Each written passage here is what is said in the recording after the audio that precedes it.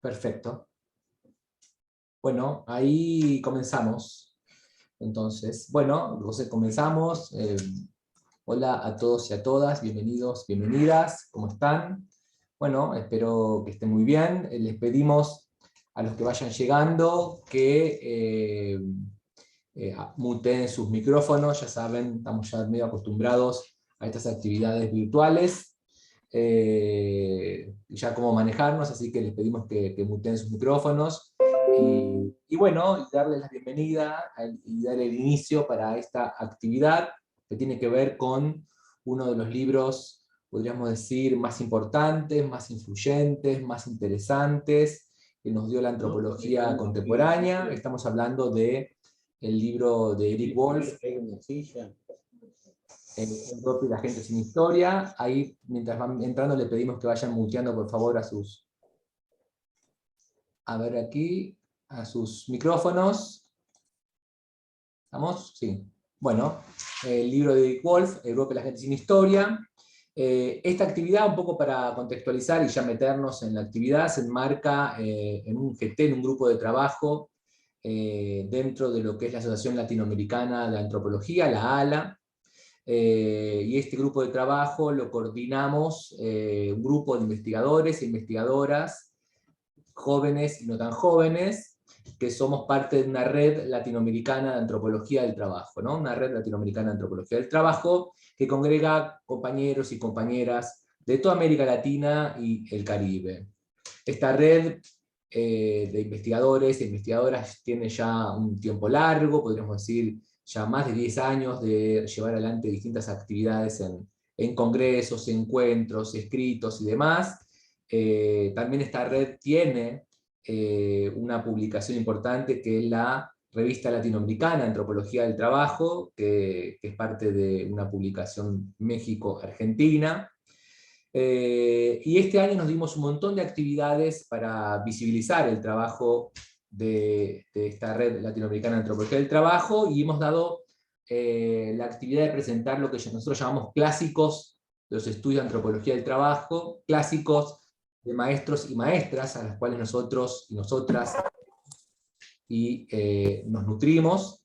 Hemos presentado El vapor del diablo de José Sergio Leite López, un antropólogo de Brasil.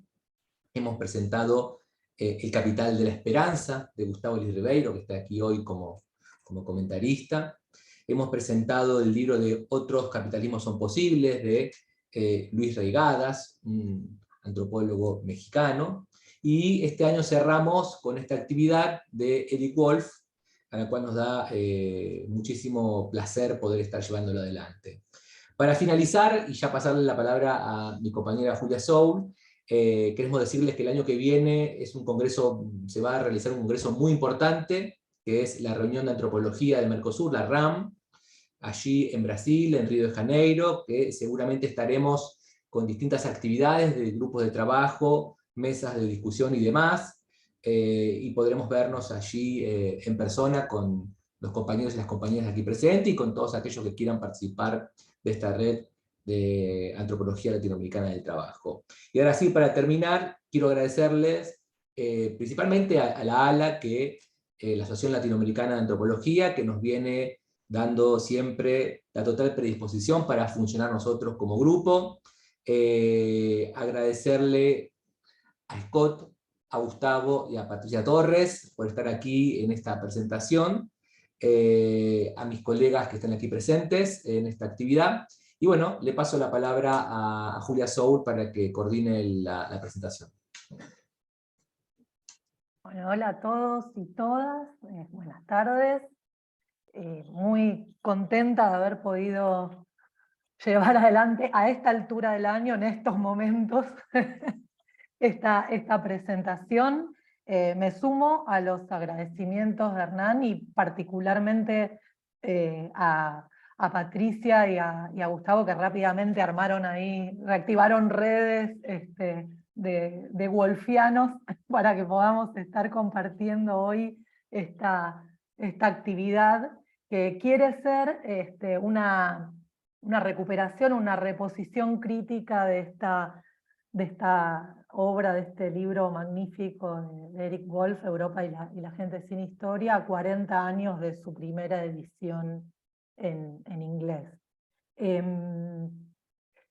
Brevemente, digo, mientras pensaba cómo presentarlo, estamos como que estuve atravesada como por una tensión de todo el tiempo, bueno, hablar de la obra y los aportes de Eric Wolf en general, circunscribir algunas cuestiones al libro. Bueno, finalmente lo que voy a contarles son como algunas coordenadas de los contextos y de la trayectoria de Eric Wolf, que nos ayudan a ubicar el libro, que nos ayudan a ubicar los aportes y los debates, y que, por supuesto, quieren ser simplemente esto, ¿no? Coordenadas de ubicación y de puesta en común de algunas ideas y de algunos recorridos a través de la obra de Eric. Bueno, la biografía de Eric Wolf está atravesada por acontecimientos cruciales de este siglo XX corto, al decir de Eric Hobsbawm, ¿no? Estas décadas que implicaron cambios tan profundos para la humanidad, fundamentalmente por esta escala global de los impactos de estos acontecimientos. Y digo, los que principalmente están como atravesando la trayectoria vital de Eric Wolf son la persecución, el exilio en la Europa asediada por el nazismo, el haber participado, haber servido en el servicio militar en la Segunda Guerra Mundial, ya en Estados Unidos.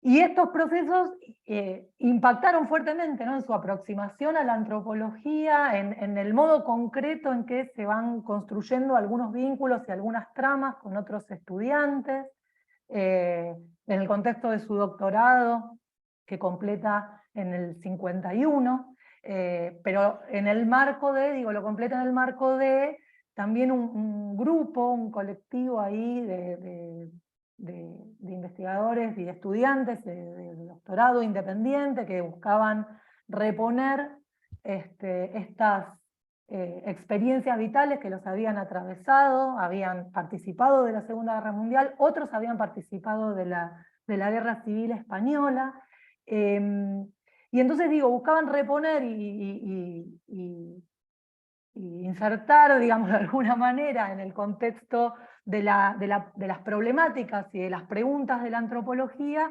estas experiencias que habían atravesado tan fuertemente sus trayectorias.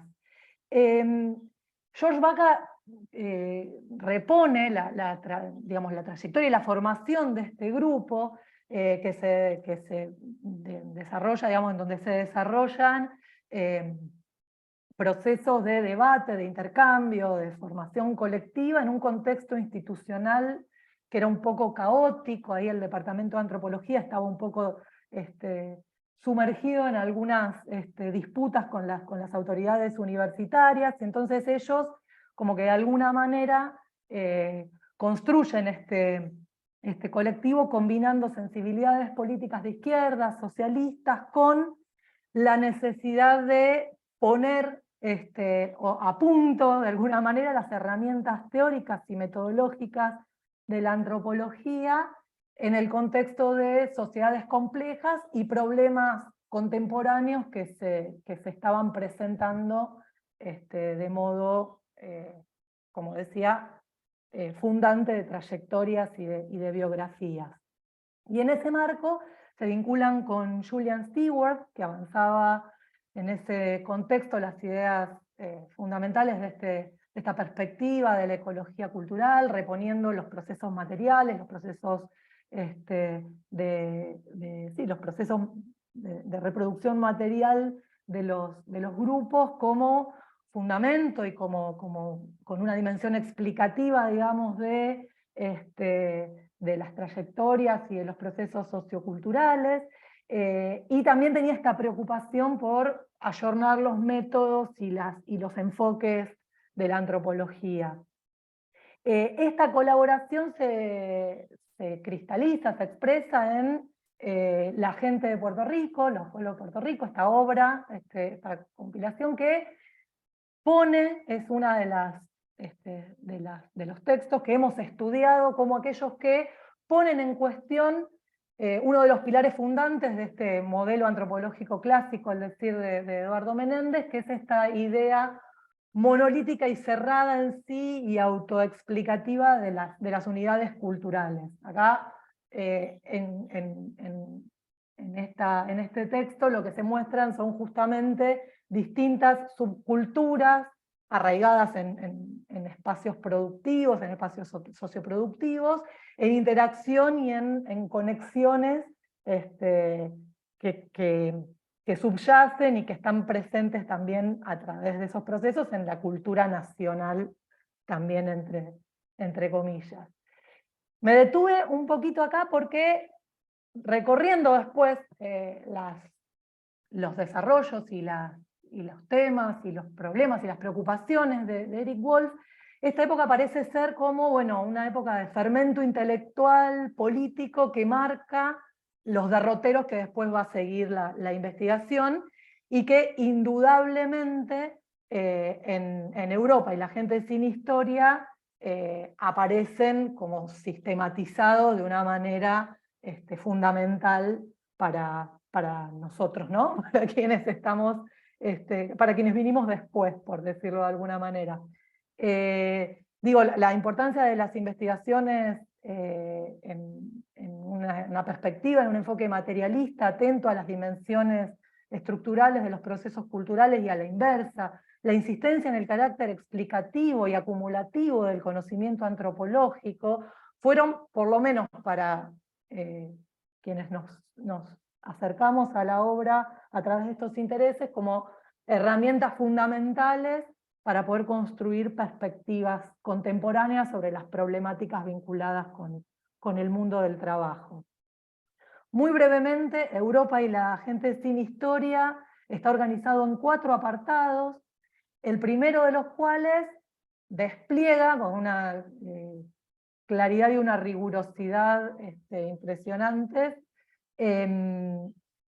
una serie de cuestiones conceptuales, de debates conceptuales y de apropiaciones y de adecuaciones, diríamos, teóricas de conceptos, entre los cuales, digo, uno de los más importantes es el de movilización del trabajo social y modos de producción, como categorías puestas en movimiento de manera dinámica en el abordaje de los problemas.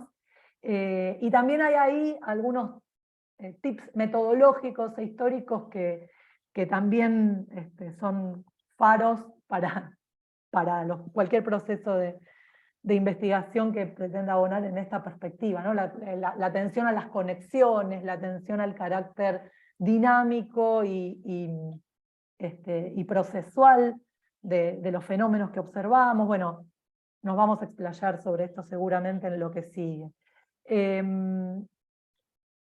No voy a decir nada más sobre la obra, porque, bueno, me parece que hay como un campo muy fértil para recuperar, reponer y avanzar debates y perspectivas en lo que hace a la posibilidad y la capacidad que tienen estas herramientas y estos enfoques, estas perspectivas, para interpelar los procesos y los fenómenos a los que estamos asistiendo hoy en día, muchos de los cuales son lo suficientemente preocupantes como para que merezcan nuestra atención concienzuda y sistemática.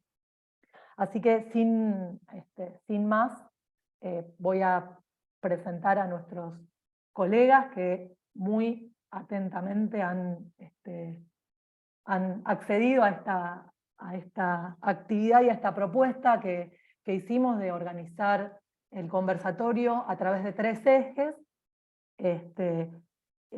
Así que estamos ahí con una organización casi de reloj, casi clínica.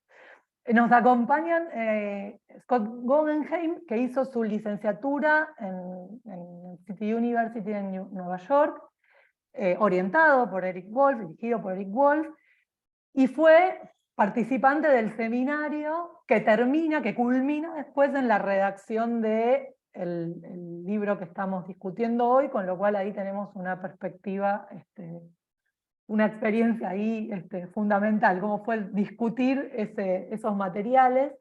Después Scott hizo estudios en la Universidad Iberoamericana en México, con Ángel Palerm, Carmen Viqueira y Patricia Torres, que también nos acompaña hoy.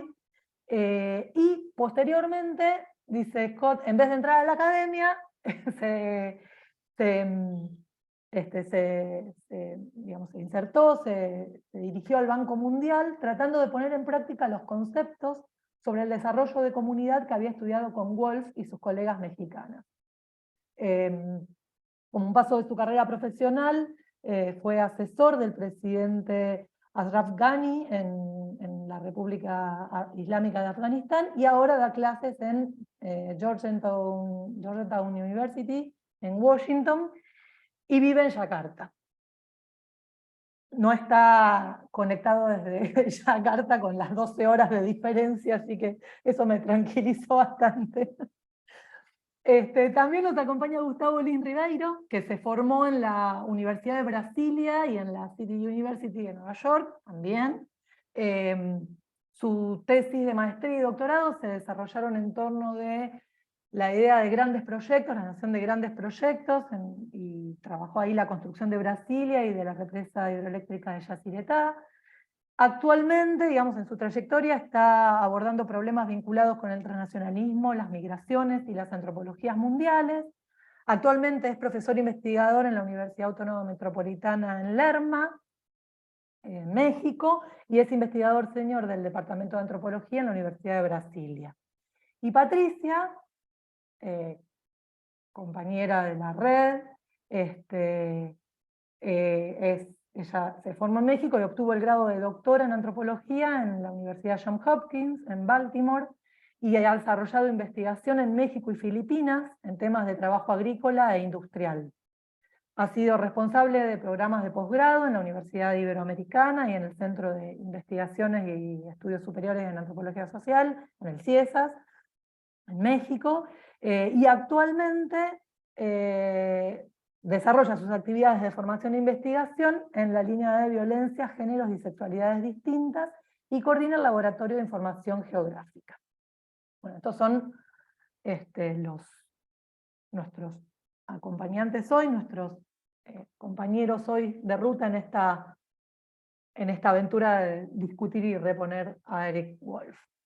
Entonces, la primera cuestión que traíamos para conversar con ellos tenía que ver justamente con reponer estas experiencias de formación, de debate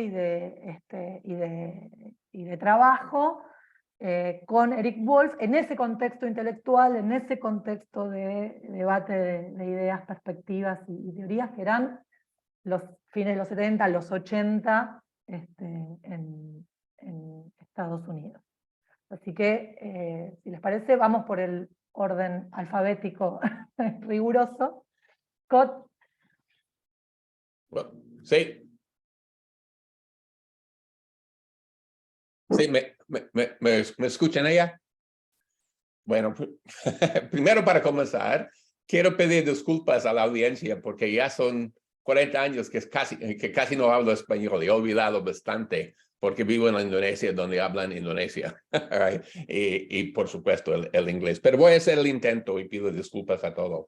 También, antes de comenzar, quiero dar felicidades a la red de antropólogos en México y Argentina. Es una cosa muy impresionante. Acabo de enterarme que eso existe, pero es una cosa fabulosa.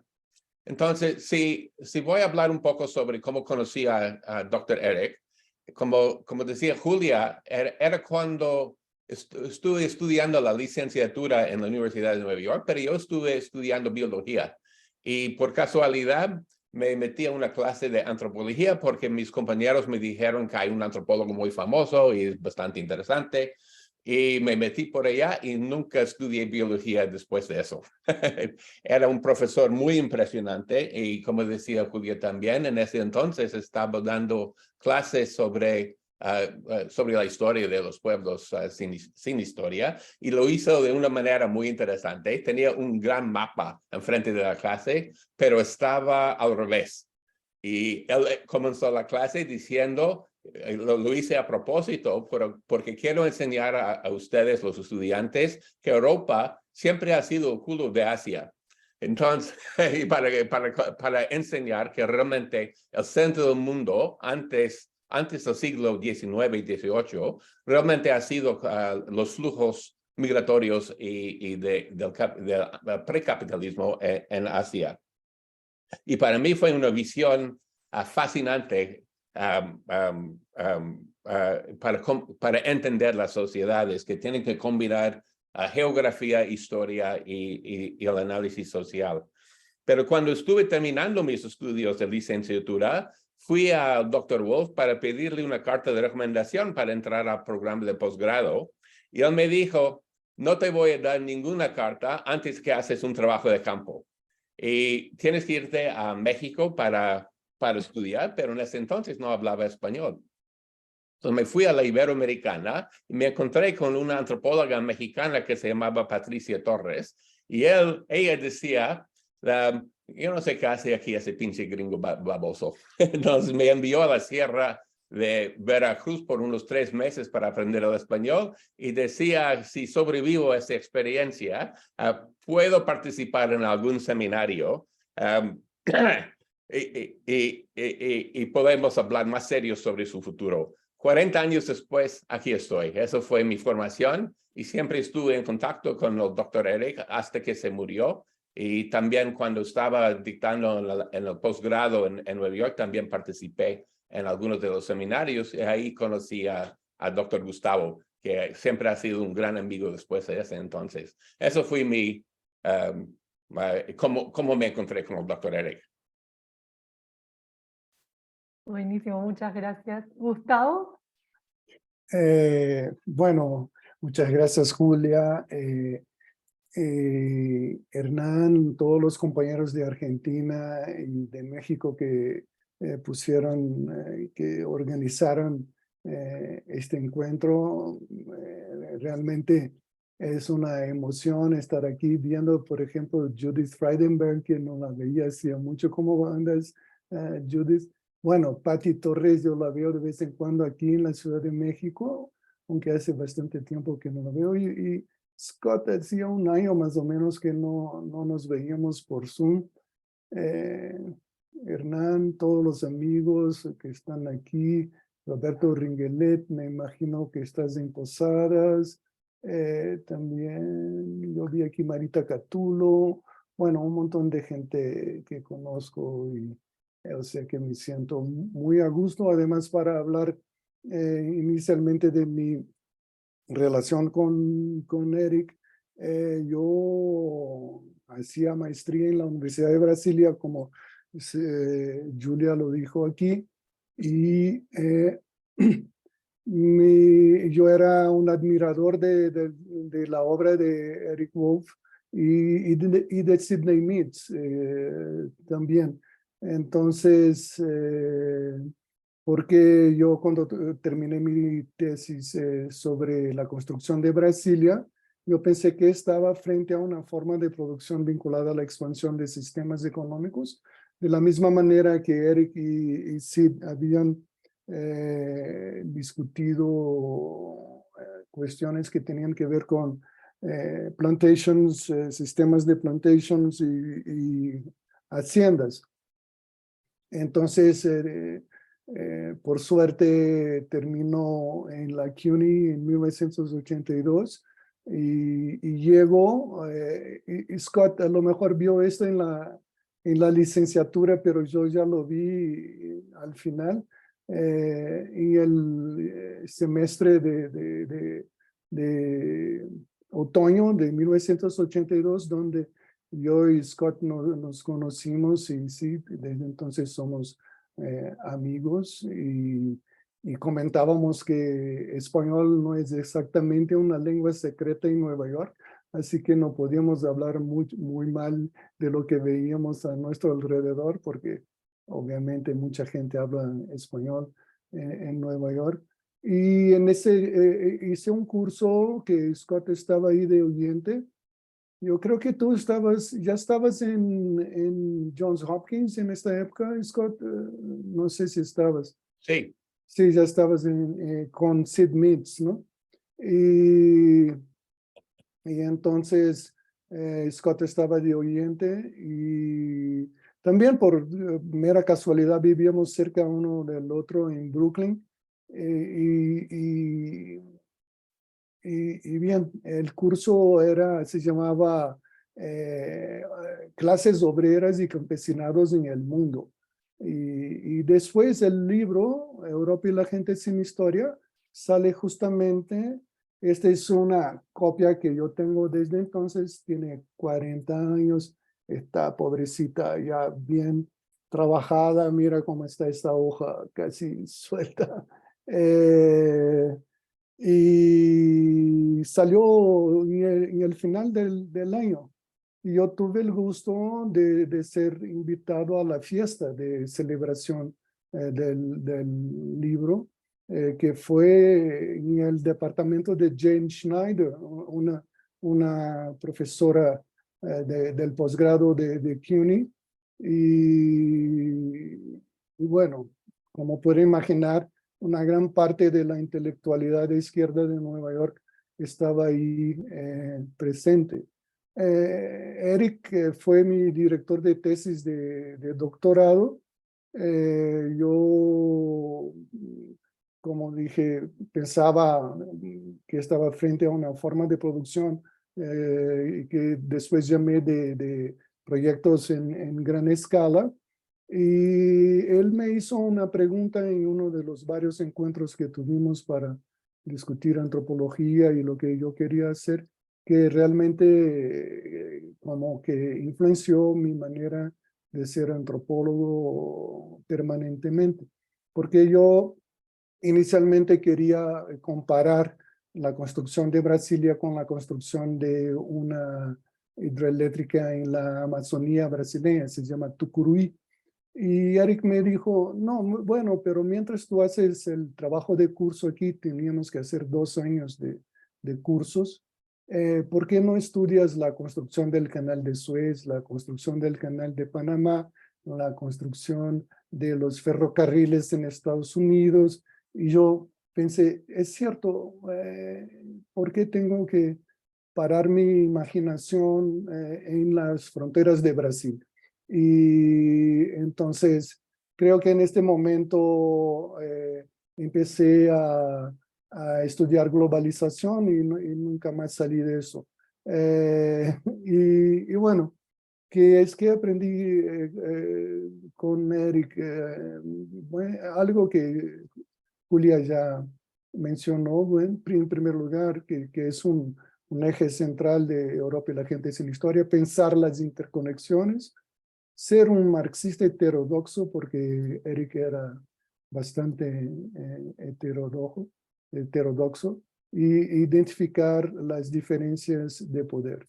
Lo que yo admiraba mucho en Eric es que él tenía, era como una especie de fusión de un enciclopedismo europeo, porque él salió de Europa, era adolescente, tenía 16, 17 años, y había ido a un gimnasio, y entonces tenía esa visión, ¿no? Tenía una educación básica europea y el pragmatismo estadounidense. Yo creo que él juntaba lo mejor de estas dos academias, pero después podemos hablar más sobre esto.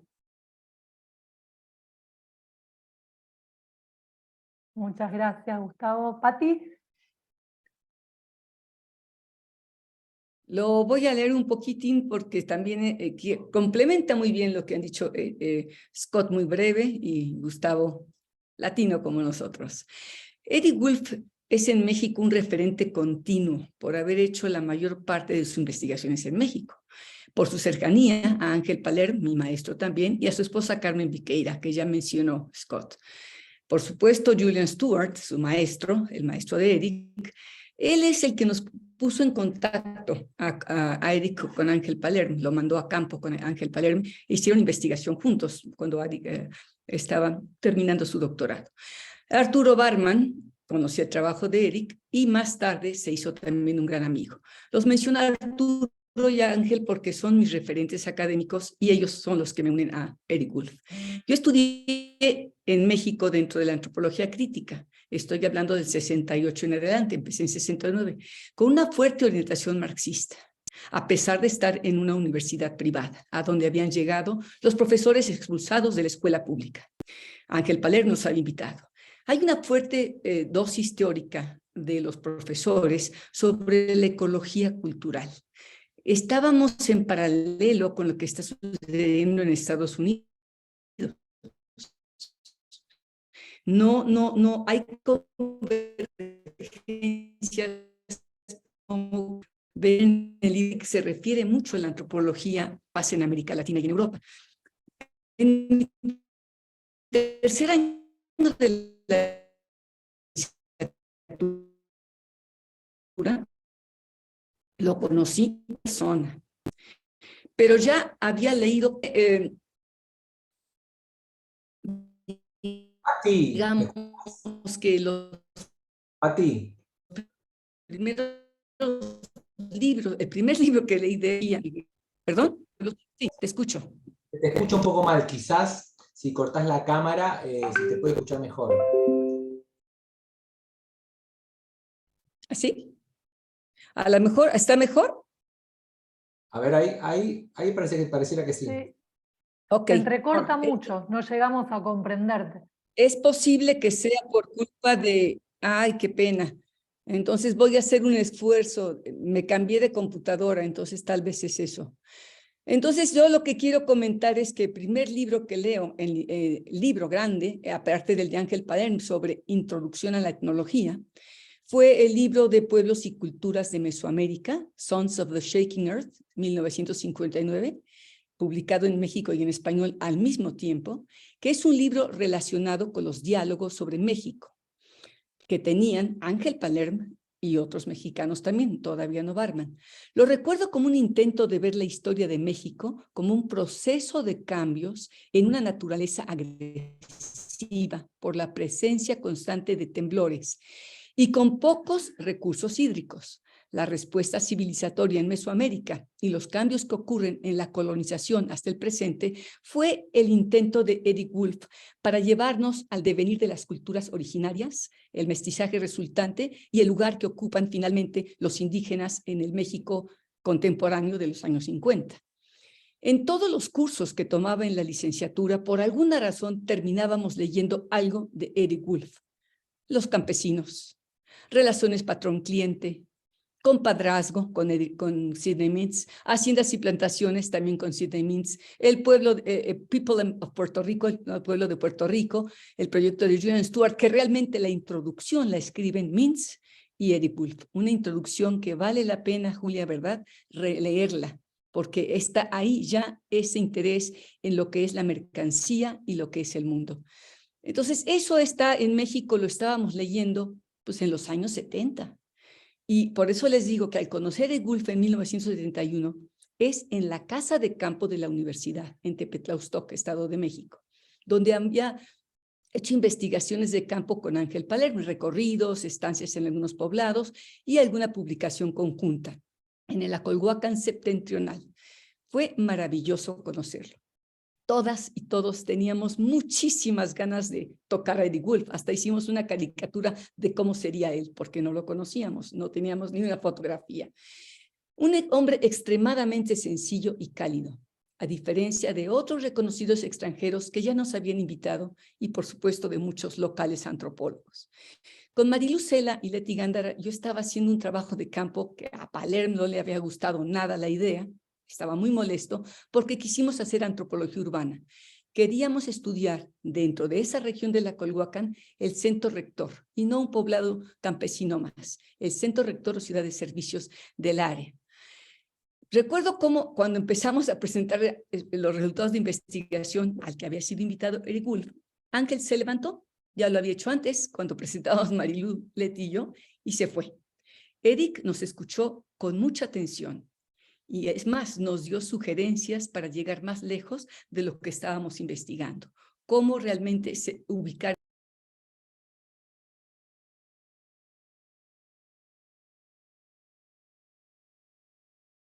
Está silenciada, Pati. Tienes que prender tu micrófono. Ok, ahora sí, se vuelve a reactivar. No entiendo muy bien por qué pasa, pero bueno, voy a leer desde aquí. Entonces es cuando les digo que voy, no sé dónde me quedé, cuando estamos hablando con Eric Wolf, cuando Eric Wolf nos platica, nos escucha, a pesar de que Ángel estaba muy molesto. Entonces sí fue una sorpresa para nosotras y para el mismo Ángel cuando regresa del baño, dijo él, de a donde se haya ido, escuchar cómo Eric nos estaba haciendo recomendaciones y diciendo que era un buen camino de investigación. Años más tarde, gracias a él, conocí a Scott Guggenheim, como ya lo mencionó él. Lo mandó Wolf a hacer trabajo de campo. Hoy reflexiono, y tal vez Scott quiera comentar algo al respecto. Yo me pregunto por qué Eric nos dijo que se vaya a Veracruz, que se vaya donde está Hugo Nutini. Yo decía, pues Hugo Nutini estaban peleados. Hugo Nutini estaba totalmente vetado en la antropología americana por su trabajo en Chile, por haber trabajado con los militares chilenos. Y tal vez, ahora pienso, que era una congratulación con Nutini, tal vez porque no quería repetir lo que se le había hecho a Wittfogel o lo que Wittfogel le había hecho con Latimore durante las persecuciones macartistas. La respuesta violenta de la sociología y antropología norteamericana contra el trabajo de Wittfogel fue brutal y creo que sigue siéndolo. No se lee porque era una persona que acusó a Latimore en la época macartista. Entonces, no sé si es por ahí que en esa época de tantas críticas y dejábamos de leer a una persona que después Eric reconoce como un académico fundamental para su estudio de modos de producción distintos. Durante el doctorado en Johns Hopkins, en vez de hacerlo en CUNY o en Oxford, pues nos fuimos con Sidney Mintz. Tuve una estancia en CUNY, era uno de las obligaciones. Y es allí donde conozco más a Eric Wolf cercano, a su esposa Sidel, a la gente que mencionó Gustavo, y él mismo me sugirió que no estudiara en México. Yo quería estudiar realmente en América Latina, en Colombia. Dice, salte de América Latina, eviten los parroquialismos. Lo mismo que le dijo a Gustavo, váyanse a otro lado, vean otros mundos. Y es así como con esta tentación yo de irme a Colombia y después no lo pudimos hacer, pues terminé en Filipinas.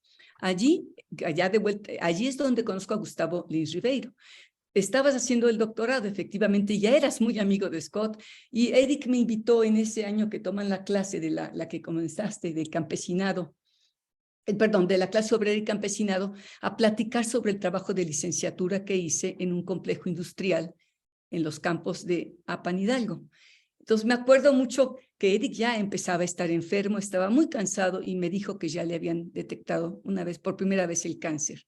Aún así, acaba este libro y se repuso de aquello, pero platicamos. O sea, yo quiero decir que cada vez y siempre que estuve en contacto con él en un congreso, en una presentación de libro, dedicaba un rato a platicar conmigo, especialmente, sí, en Vision in Power. Así es, gracias por ponerlo.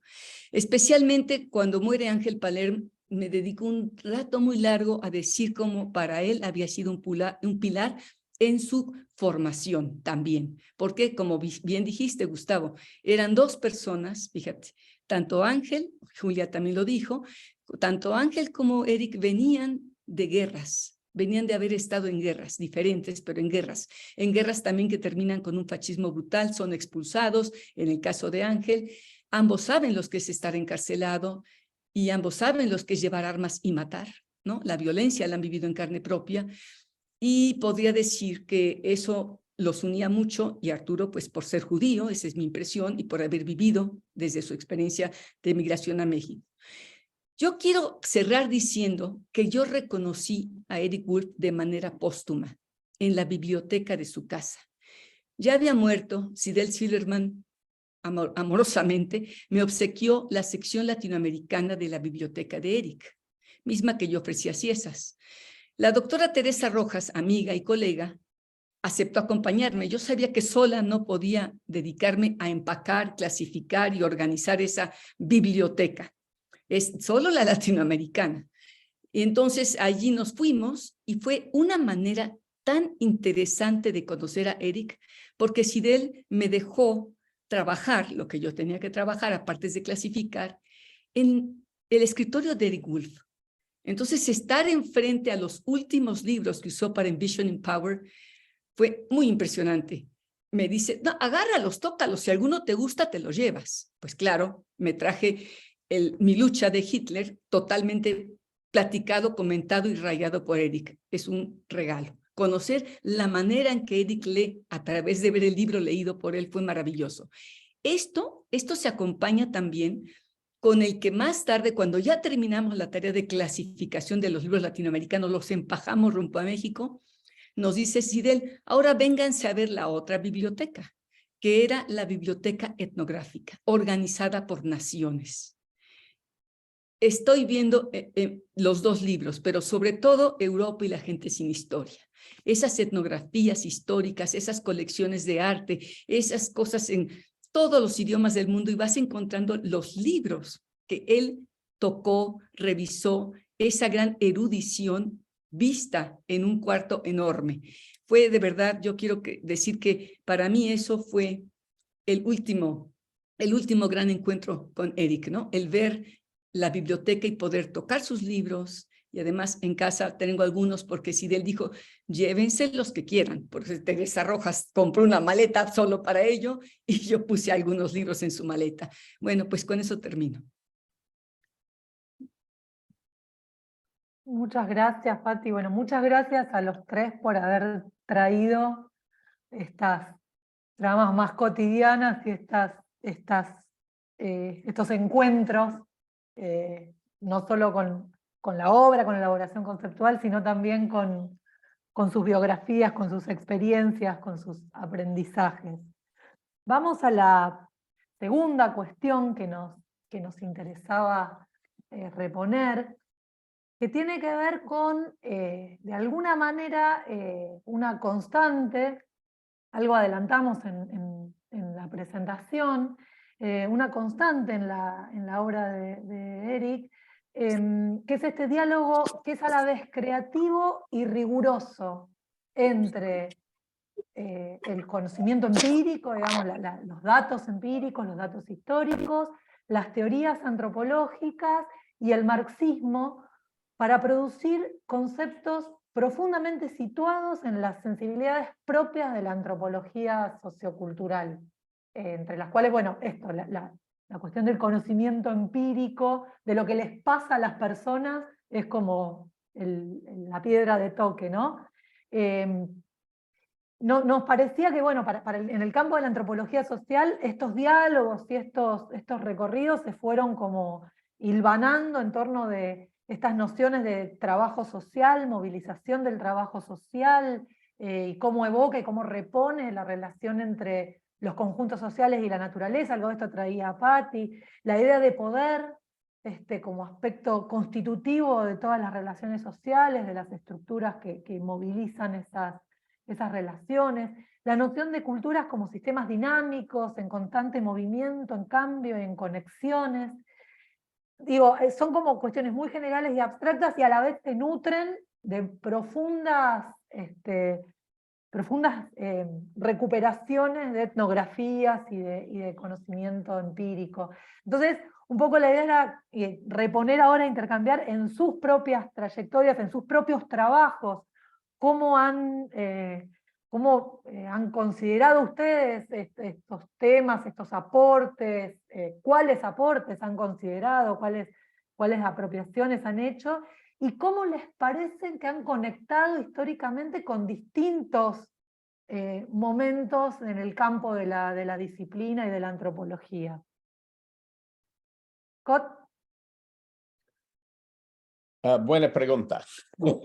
Para decir la verdad, aunque entiendo que la importancia de la ecología para ustedes, para la disciplina antropológica y también para el pensamiento de Eric, para mí no ha sido tan importante dentro de la teoría de Wolff. Me ha servido mucho más sus acercamientos sobre las vinculaciones entre los pueblos campesinos, las facciones políticas del Estado moderno y los cambios introducidos por un capitalismo que está bien integrado a nivel global, pero más dinámica y contradictoria a nivel local. Y eso sería interesante discutir con Patty y con Gustavo y los demás. Yo no estoy tan convencido que Wolff acepta toda la teoría de Stewart, sino que yo creo que viene de una historia europea, sobre todo europea total, europea central, donde estaba discutiendo y formándose dentro del contexto de la ciudad de Viena, que era un centro muy dinámica y interdisciplinaria entre la historia y las disciplinas científicas, donde estuvieron preocupados por la formación del concepto de nación, y sobre todo como persona alemán, estuvo pensando no solamente en la historia alemana de formar un Estado en el siglo XIX, pero también el nacionalismo que se formó al mismo tiempo en ese entonces. Y por lo tanto, como digo, para muchas personas ha sido muy importante sus estudios ecológicos, pero para mí ha sido más relevante su historia política, sociológica y económica. Now, estas contradicciones que se ve entre el aspecto del capitalismo y las formaciones políticas y sociales, nosotros pudimos ver claramente, pudimos ver todo eso en la Indonesia, y yo no creo que es una coincidencia que uno de los estudios de Wolff, yo creo que fue el primer estudio de Wolff, era un estudio comparativo entre México y Indonesia y la isla de Java, que se llamaba Closed Corporate Peasant Communities of Mexico and Central Java. En Indonesia, cuando yo estuve allá en los años 90, que es cuando comencé a estudiar allá, también pudimos ver que la comunidad típica era una creación del mercado capitalista. En el caso de Java, que es la isla más poblada, por ejemplo, las comunidades más raras se crearon en oposición de la expansión de las haciendas azucareras. No tuvieron nada que ver con las comunidades de 400 años antes de la expansión capitalista, aunque se parece como comunidades cerradas también. Pero como Wolff decía en su libro sobre las guerras campesinas del siglo XX, que es otro libro muy importante de Wolff, el grupo más revolucionario en ese entonces no era la gente más pobre, sino que la clase campesina media, que es el grupo que tenía los recursos para organizar un movimiento y responder a las fuerzas urbanas y estudiantiles que entraron al campo después del derrotamiento de la colonia holandesa y la resistencia a la ocupación japonesa. Y doy el ejemplo solamente para mostrar cómo la teoría de Wolff te da una manera, unas gafas para entender las formaciones sociales de varios niveles, desde el global hasta más local, pero también de varias direcciones. Lo que quiero decir es que no entiende la comunidad campesina como entidad en sí, pero es una entidad que vive en combinación con el Estado, o un Estado que se está cambiando, y también dentro de la comunidad misma hay varias corrientes que pueden formar sus alianzas y sus movimientos. Ahora, si pasamos a los años 90, que es cuando yo comencé mi trabajo con proyectos de desarrollo grande con las comunidades en la Indonesia, estuve comenzando con el Banco Mundial, radicado en Yakarta, en la capital del país, y como empleado del Banco Mundial, el reto de ese entonces no era tanto analizar la situación, sino pensar cómo se podría aplicar esos conceptos a la reducción de la pobreza. Por un lado, en la Indonesia en ese entonces, la penetración del Estado dirigido por el dictador, la dictadura militar, había promovido un tipo de desarrollo muy familiar. La propuesta era liberar la fuerza de trabajo que se necesitaba para las fábricas nuevas que estuvieron surgiendo en la Indonesia, y a la vez prohibiendo cualquier forma de organización laboral de los trabajadores y con violencia. Y a la vez El Estado estaba preocupadísimo con la estabilidad social y sus dirigentes pudieron ver que la corrupción estaba creando muchos problemas para la estabilidad.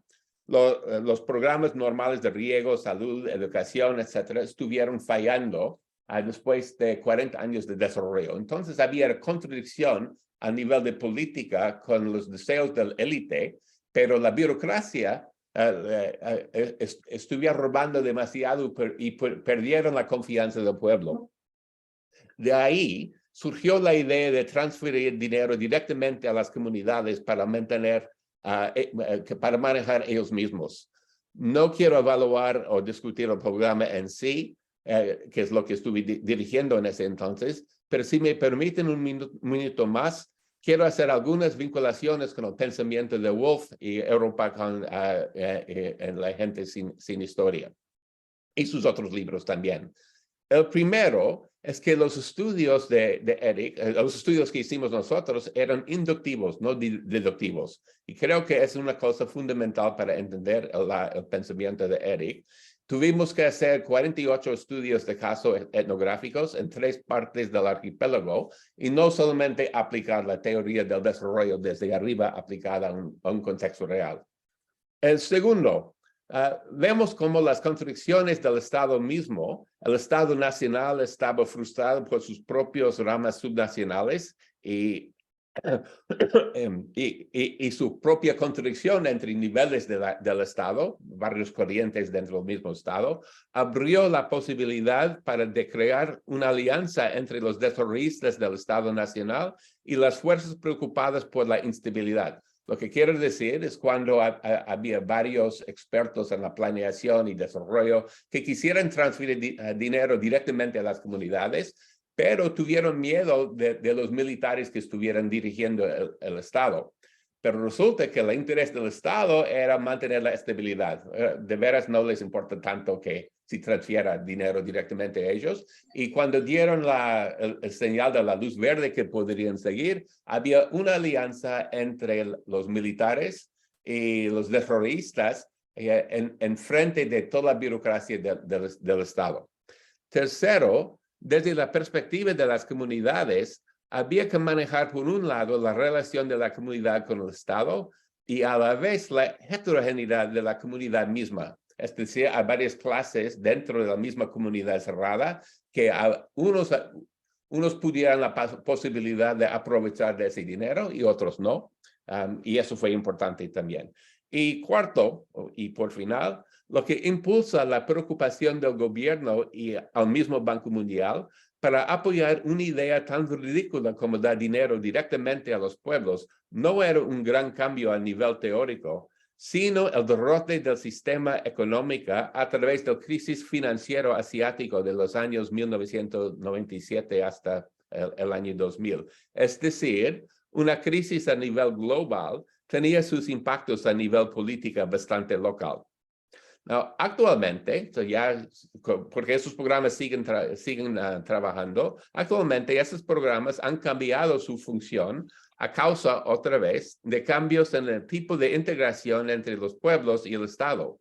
El fin del desarrollo comunitario ahora ya no es dar servicios básicos al pueblo, más bien se está convirtiendo a un tipo de seguro social para sostener a una fuerza de trabajo que se depende a la migración temporal o permanente a las industrias. Otra vez, cambios no solamente en el tipo del capitalismo en sí, como la economía se conforma con las estructuras políticas a varios niveles y una dinámica y evolucionaria. Entonces, para mí, eso es lo que saqué de la teoría de Eric, es los dos lados de la integración vertical y también con las constricciones dentro de las mismas comunidades como un solo concepto. No son dos conceptos distintos, pero es una relación que se va evolucionando a base de sus propias contradicciones. Yo no sé si es claro o no, si queda claro o no, pero es lo que saqué de la teoría. Clarísimo, pero muy complejo. Yo no llegué a notar. Perdón. Te pusiste, la verdad, que un proceso súper complejo en un tiempo muy corto y vamos a Gustavo porque si no seguimos preguntando. Muchas gracias. Vamos a volver sobre algunos de los ejes, espero al final. Ok. Solo para que ustedes se den cuenta de las interconexiones, palabras claves de Eric. Si ven este cuadro que está aquí atrás, colgado, fue Scott quien me regaló en Nueva York hace 40 años. Yo creo que tú no te acordabas de eso, Scott, ¿no? Ni lo puedo ver. No puedes ver. Es una foto de aquel gran fotógrafo Curtis de Wow. Indios Pueblo Sí, ya me en acuerdo. 1921, algo así. Bueno, y dice Scott que es de la rama pobre de la familia Guggenheim, ¿no? Imagínate si fuera de la rama rica.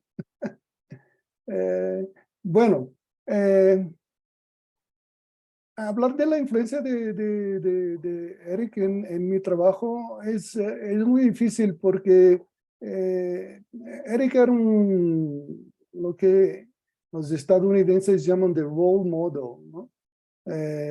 No apenas por su capacidad intelectual, que era fabulosa, y su capacidad de escribir también, que escribía de una manera brillante, clara, los temas más complejos parecían las cosas más sencillas en sus artículos, sino que también eso que Patricia comentó, porque era la persona más tranquila, menos snob que yo he conocido y que realmente te escuchaba, etcétera, ¿no?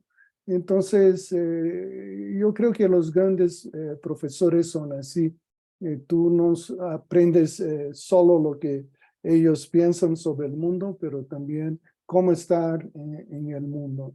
Yo quería referirme a una frase que Keith Hart, que es otro gran antropólogo del siglo XX y XXI, Keith está vivo con nosotros, dijo sobre Europa y la gente sin historia. Es el logro más impresionante de síntesis marxista de la antropología del siglo XX.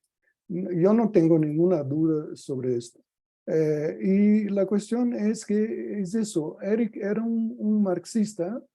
Yo lo entrevisté 2 veces para 2 periódicos brasileños, 2 revistas de antropología brasileñas, una anuario antropológico de la Universidad de Brasil y la otra Mana del Museo Nacional en Río, y hablamos sobre la importancia del marxismo.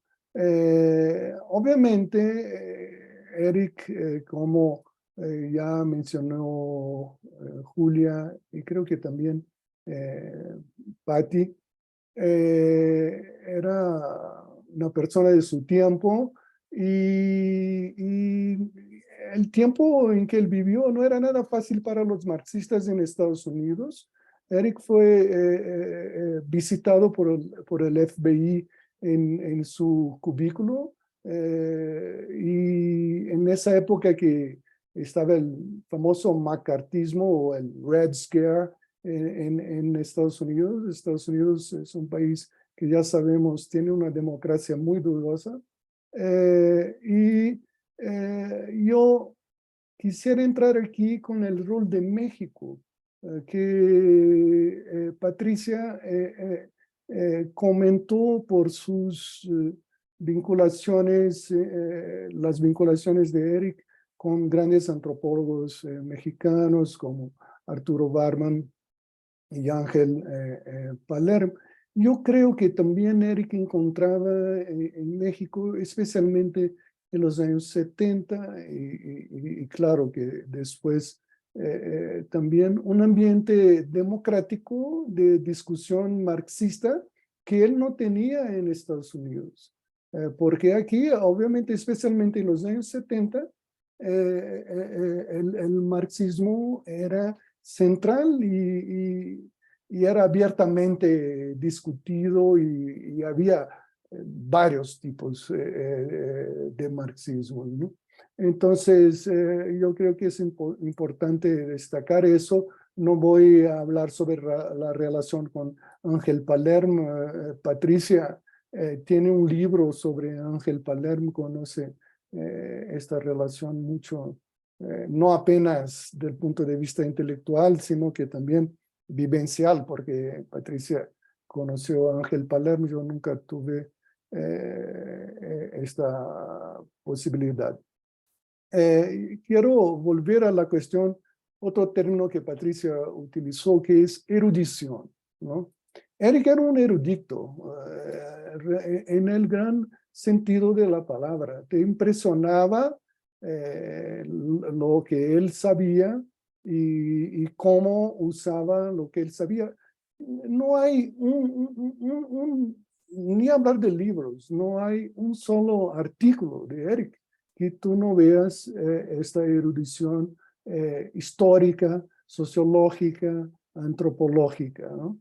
A eso yo me refería cuando decía que Eric unía este enciclopedismo europeo con un pragmatismo estadounidense. Quiero abundar un poquito más en eso. Como Scott y Patricia saben, Eric C. Scott era biólogo y se transformó en antropólogo porque fue escuchar una clase de Eric. Lo mismo pasó con Eric cuando él estaba detenido en un campo de concentración en las afueras de Londres en los primeros momentos de la Segunda Guerra Mundial. Los ingleses juntaron todos los hombres capaces de luchar y Eric en ese entonces tenía 17 años, que eran de habla alemana y Eric era austríaco y los llevaron a campos de concentración. No nos olvidemos que fueron los ingleses que inventaron los campos de concentración. ¿Qué hacen los intelectuales cuando están presos, ¿no? O dan cursos o escriben libros. Entonces, Eric se encuentra con Norbert Elias en ese campo de concentración y él dice que él quería ser biólogo como Scott, pero cuando se encontró con Norbert Elias cambió de opinión y dijo, es eso lo que yo quiero hacer. Y ahí vemos desde ese entonces, en este momento, que son momentos claves en las historias de vida intelectuales, ¿no? La importancia de otra cosa, que es la importancia de la historia. Obviamente, los marxistas siempre valoramos la historia, ¿no? Pero yo creo que eso ya con Elías, que tiene una obra fabulosa y del cual Eric fue amigo hasta la muerte de Elías, porque Elías era más grande, obviamente, pero vivió mucho Elías hasta los 90. Eric fue al cumpleaños de 90 años de Elías. Yo viví en Buenos Aires cuando él me manda una carta hablando que había estado con Elías y que el viejito estaba escribiendo poesías y aún jugaba tenis. Entonces, creo que Elías falleció con 95, algo así, digo, mucho tiempo. Hay tantas las nociones de Eric que son útiles, ¿no? Primero, eso que ya apuntaba también Keith Hart, que propia la gente de Sin Historia es un estudio de globalización avant la lettre, ¿no? Pero hay trabajos, esos trabajos más antiguos de los años 50, aún Eric aún más estaba separándose de Julian Stewart también, ¿no? Porque Julian Stewart no era un marxista, aunque él acobijó varios marxistas en Colombia, en la Universidad de Colombia. a mí me gusta mucho y la utilicé varias veces y creo que es fundamental.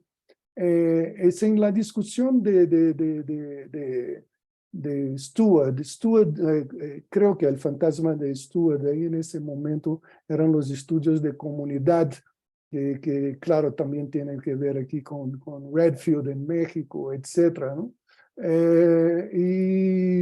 Que Stewart dice, no, mira, hay que hablar también de la nación. No es posible hablar de la comunidad sin hablar de la nación. Y Eric entra ahí en este momento con una noción fundamental, que es la noción de brokers, la noción de intermediarios. Yo creo que en este momento, cuando él dice que hay intermediarios entre la comunidad y la nación, cuando él dice eso, él está hablando que son etnografables estos intermediarios. O sea que estas conexiones que abstractamente hablamos de lo local y lo global, de lo local y de lo nacional, hay gente que opera esto. Y que entonces tú puedes encontrar estas personas y estudiarlas y ver cómo ellas hacen estas operaciones, que parecen tan abstractas, pero no solamente hay gente, como hay agencias que también, Scott trabajó mucho tiempo en una de las principales agencias de globalización del mundo. Yo Scott sabe de eso cuando nos encontramos en Washington en los años 90, hice investigación de campos en la sede mundial del Banco Mundial en Washington. Entonces, esta idea que hoy mucha gente discute importando conceptos de la geografía como, no hay problema con eso, la frontera de la antropología con la geografía es una frontera muy dinámica y antigua, pero mucha gente discute eso importando la noción de escala, ¿no? Multiescalar, pluriscalar, saltos escalares. Yo creo que Erika, con esa clave de, mira, existen estas personas concretamente que hacen las mediaciones. Para mí fue fundamental porque entonces yo empecé a estudiar también los mediadores entre varios, lo que después yo vine a llamar de niveles de integración. Ahí sí, siguiendo a Stewart, porque Stewart en Theory of Culture, usa esa idea de niveles de integración. A Eric no le gustaba mucho que yo la usara, pero nunca me censuró por eso, obviamente. Y hoy día yo prefiero hablar de niveles de agencia, local, regional, nacional, internacional, transnacional. Entonces yo creo que esto es algo importante y es de una discusión de los años 50 que te puede rendir mucha cosa. No por casualidad, Europa y la gente sin historia termina, y yo creo que se habla mucho del libro, pero se olvida de cómo termina el libro, que es la contribución teórica del libro, que se llama segmentación étnica del mercado de trabajo, ¿no? Que para mí también fue muy útil en mi estudio sobre Yacyretá, en mi estudio sobre los migrantes brasileños en San Francisco de California y también en mis estudios sobre el Banco Mundial. El Banco Mundial es un mercado de trabajo totalmente segmentado en términos étnicos, dominados por los blancos. Cuanto más arriba tú vas en la pirámide laboral, más blanco y masculino se va transformando el mercado de trabajo del banco. Entonces tú vas a estudiar una agencia de gobernanza global y lo primero que miras, yo, por la segmentación étnica del mercado de trabajo, es cómo está organizado el mercado de trabajo. Y ahí ves las diferentes relaciones de fuerza de fuerza étnicamente identificables también. Y hay muchas tensiones interétnicas típicas de sistemas interétnicos. Pero la idea de segmentación étnica del mercado de trabajo te sirve para pensar sociológicamente en un determinado momento como estos que yo comenté, pensar Yacyretá, donde había argentinos, paraguayos, italianos, franceses y alemanes, pero también es una cosa que él muestra cómo la expansión capitalista del siglo XV hasta el siglo XX generó el racismo que nosotros vivimos hoy. Entonces, es decir, es una explicación histórico marxista antropológica de cómo se fue construyendo el racismo en escala global, de la ubicación en esta búsqueda permanente por fuerza de trabajo barata, por más recursos, transformación de recursos que no estaban adentro del mercado en mercancías, etcétera, se va construyendo el racismo eurocentrado, ¿no? Entonces yo creo que habría que hablar más de esta noción, porque una vez que la agarras, tanto históricamente pensando como el racismo contemporáneo es una producción de esta expansión,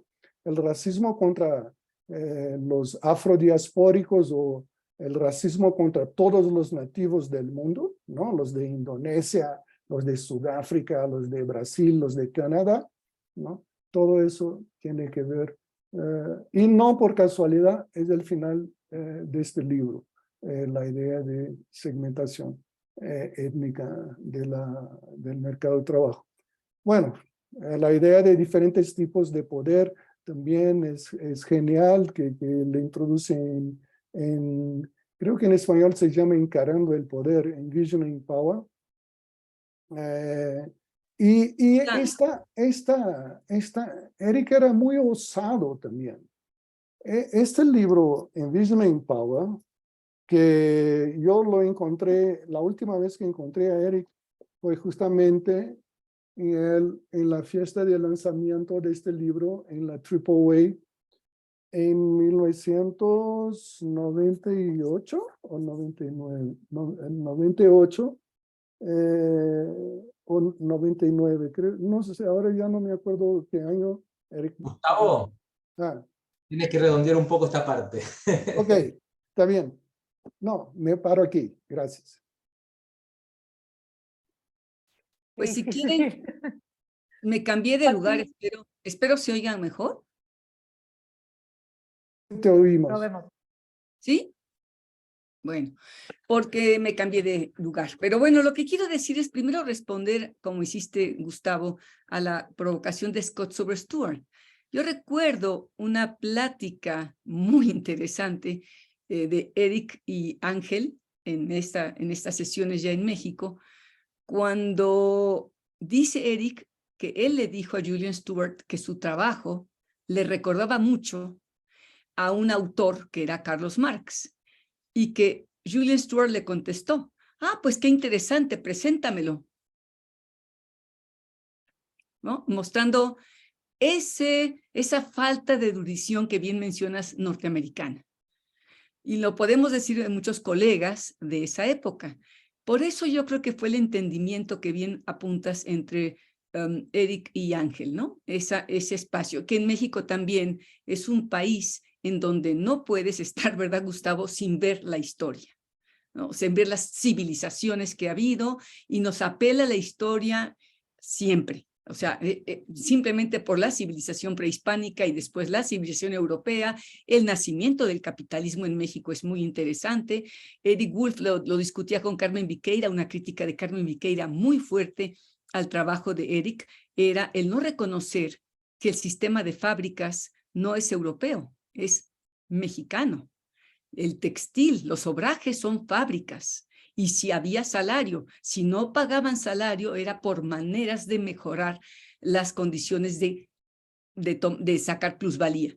Pero el análisis que hacen Viqueira y Urquiola, lo lee Woolf y hace un reconocimiento a que allí le fallaban algunas historias. Por eso yo creo que es importante reconocer que siempre estuvo abierto a la crítica, y creo que eso es otra riqueza riqueza y necedad que él pone en la segunda introducción a su libro, la que hace a la edición a los 15 años, en la que está muy molesto, porque ya se le está leyendo talmúdicamente. Está muy molesto porque la gente no avanza, sino repite. Bueno, esa es mi lectura, ¿verdad? Y creo que esa es la gran lección de Woolf en este libro. Nos está abriendo vetas de cómo hacer antropología. Yo voy a leer aquí en voz alta, antes de que se me vaya, una cita que me impacta muchísimo en esa segunda introducción. Él está diciendo que uno de los grandes errores del marxismo que sí sigue, dice, es Marx no estoy de acuerdo con la propuesta de Marx de que hay una clase en sí y una clase para sí.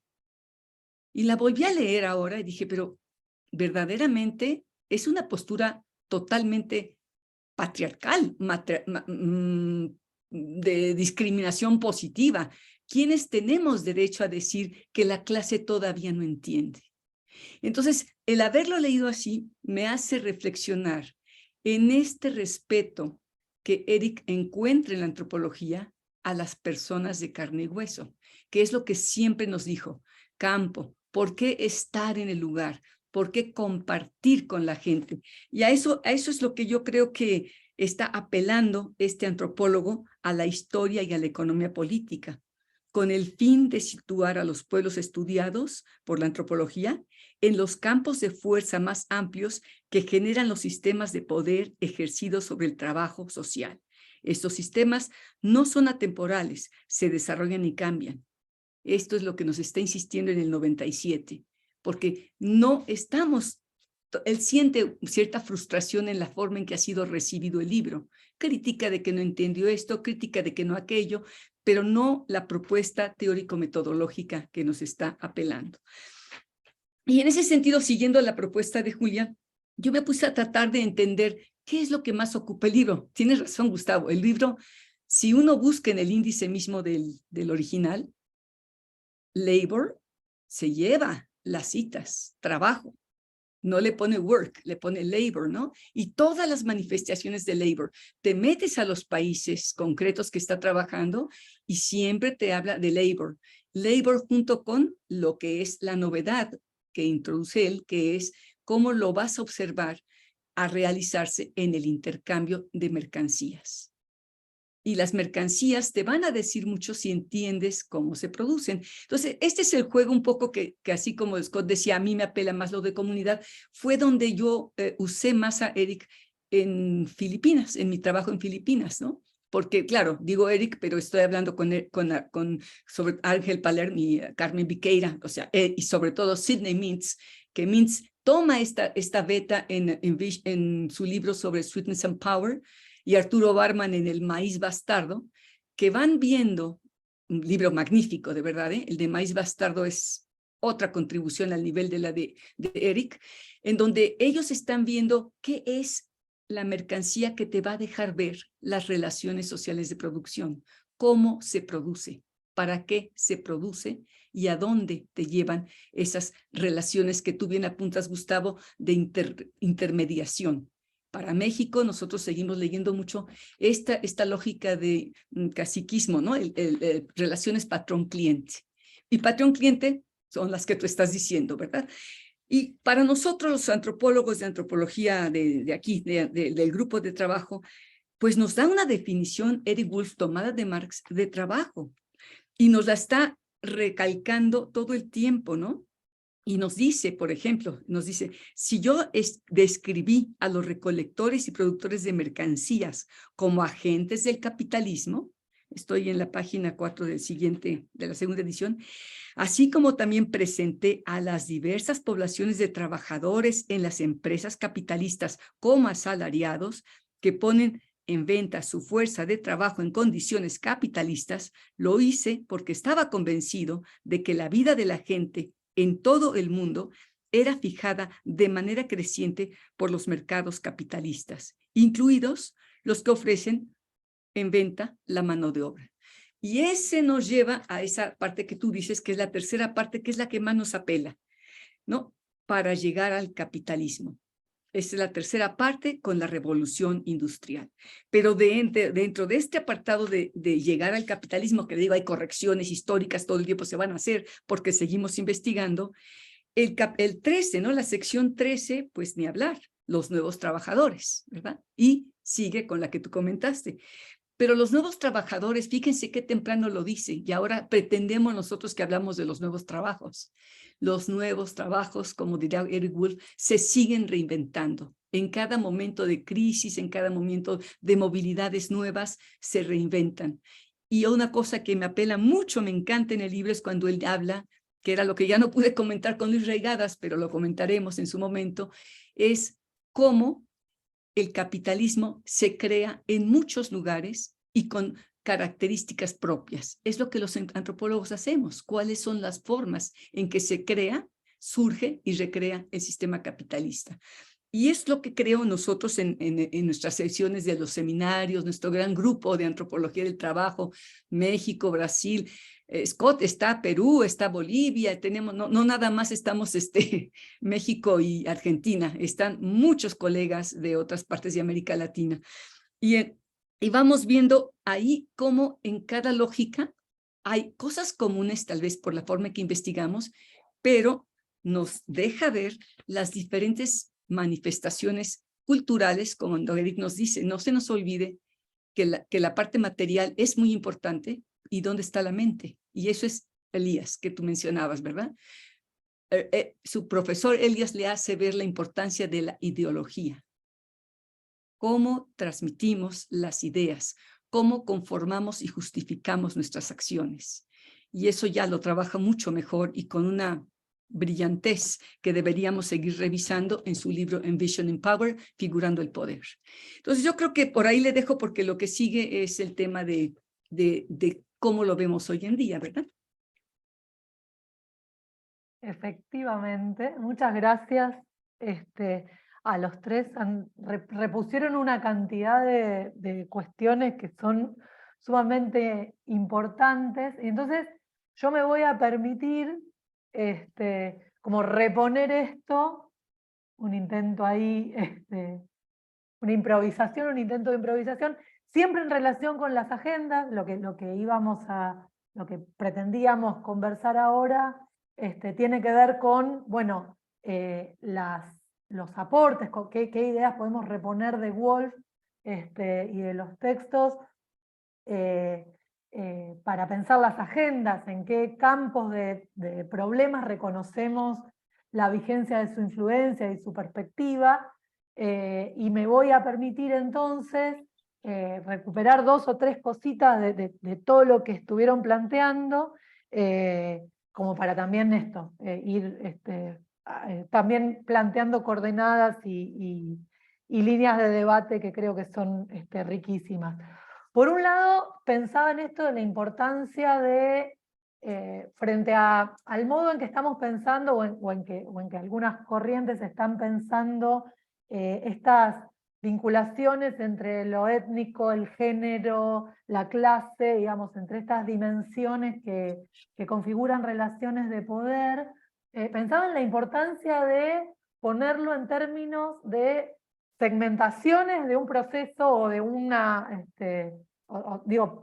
pensar en segmentaciones evoca una totalidad continua, segmentada, y el debate que tenemos hoy es, al contrario, es pensar en intersecciones que evoca entidades o dimensiones o variables independientes que se intersectan en determinadas configuraciones. Entonces, bueno, ahí me parece que tenemos como una tensión interesante puesta en términos de estas dimensiones de género y demás, y esto que traía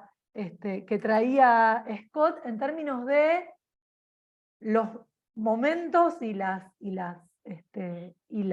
digamos, las trayectorias o las rutas o las líneas de vinculación, de interconexión y de encadenamiento entre los actores locales, las relaciones de poder internas, el encadenamiento con el Estado y la heterogeneidad, digamos, y también las diferencias y los distintos niveles e intereses coyunturales que se van jugando. Digo, ahí me parece que hay como toda una complejidad, que entiendo que hay conceptos de totalidad en juego también en la obra de Woolf, y en debates más generales que están interpelados, y que me parece que es relevante pensar en este contexto de emergencia de los particularismos, de cómo hay particularismos y esta reivindicación de sociedades o entidades cerradas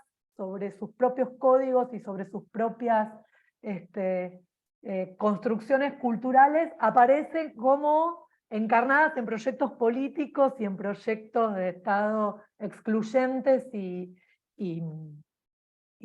expulsivos. Y entonces ahí me parece que hay como una cuestión que nos interpela. Digo, las intervenciones de ustedes me interpelaron respecto de eso.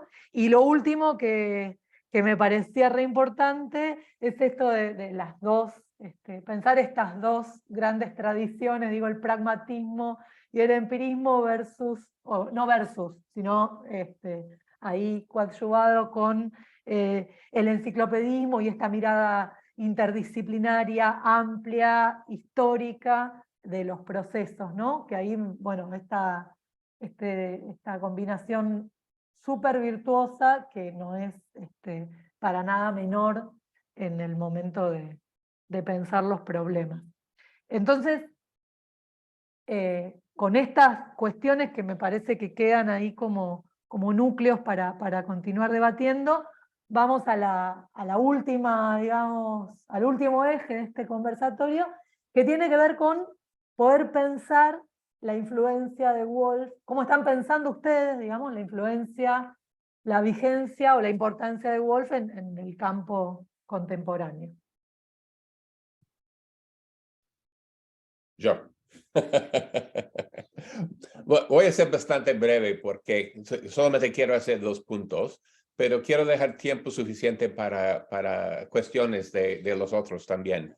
El primer punto, quiero seguir las instrucciones de Patricia, de no tratar el libro de Woolf como un texto talmúdico, sino un libro que tenemos que interrogar, tenemos que criticar y tenemos que actualizar lo que es relevante, pero ahora necesita más trabajo. Y uno que para mí se destaca es que dentro del libro sobre pueblos sin historia, hay un género sin historia. Nunca habla sobre las mujeres, no está en el índice. Estuve para prepararme para esa discusión hoy, busqué por el índice, ni entra la palabra mujer, ni feminismo, nada como eso. Entonces, cuando leemos sus 2 capítulos claves sobre el mercado de pieles y sobre esclavitud, imagínate ahora tratar esos 2 temas sin mencionar lo que sabemos sobre el papel de las mujeres dentro de esos 2 campos. Entonces, es un error bastante grande, pero se entiende porque en la formación de Eric y en los años 70, cuando yo estuve estudiando con él, nadie hablaba sobre casi nadie hablaba sobre el papel de la mujer dentro de las formaciones históricas y sociales y políticas. Entonces, para mí, el primer punto es que para actualizar ese libro, tenemos que ver tenemos que desarticular la estructura social para entender mejor el papel de las mujeres y las divisiones a través del género. El segundo es que otra vez estamos en este mundo en un momento de crisis. Tenemos lo que en los Estados Unidos le están llamando el policrisis, lo que quiere decir que hay una crisis, no solamente un crisis, pero varios crisis. Tenemos un crisis ecológico, tenemos un crisis de confianza en las instituciones, tenemos un crisis en la creencia de que países desarrollados no van a entrar a otra guerra entre ellos. Entonces hay un policrisis que está afectando todo el mundo y no tenemos ni las instituciones ni las metodologías para enfrentarlo. No podemos predecir qué va a surgir con todo eso, pero por seguro Wolf estaría promoviendo cómo la crisis se está manifestando no solamente en Washington, en Moscú, en Beijing, pero también en todas partes, a todos los niveles, y está involucrando toda la gente en todo el mundo que tenemos que entender con unos acercamientos más sofisticados que lo que tengamos ahora. Para mí, yo creo que es suficiente para esos 2 puntos. Gracias. Estos son megapuntos. Yo estoy totalmente de acuerdo. Europa y por ejemplo, yo no sé si yo llegué a discutir eso con Eric él mismo. Aunque modos de producción tengan un rol muy importante, yo no estoy totalmente convencido de la importancia de cómo él lo usa en el libro, ¿no? Pero porque es un concepto central, como Julia bien mostró, pero yo quería más o menos en la dirección de lo que decía Scott.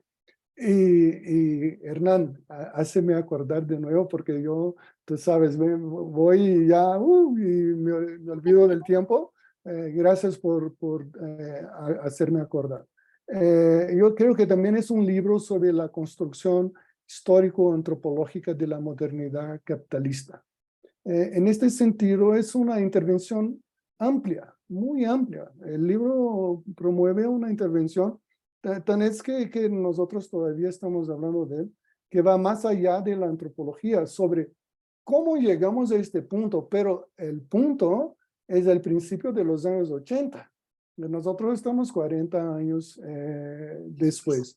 Entonces, para mí también, y es un libro que pocas personas podrían hacer, tendría que ser alguien con las características de Eric,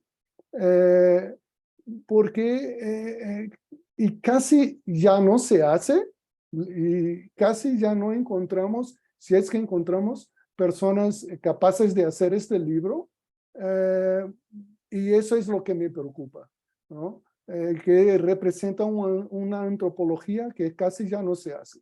Porque ahí la pregunta, ¿qué antropología era? Es como Scott después dijo, cómo explicaría, cómo se engancharía Eric con las crisis actuales, pensando en todo el mundo, ¿no? O sea, es un libro preocupado con el mundo como un todo. Lo que pasa es que Eric, ya en los años 90, era muy crítico del impacto del posmodernismo en la antropología. ¿Por qué?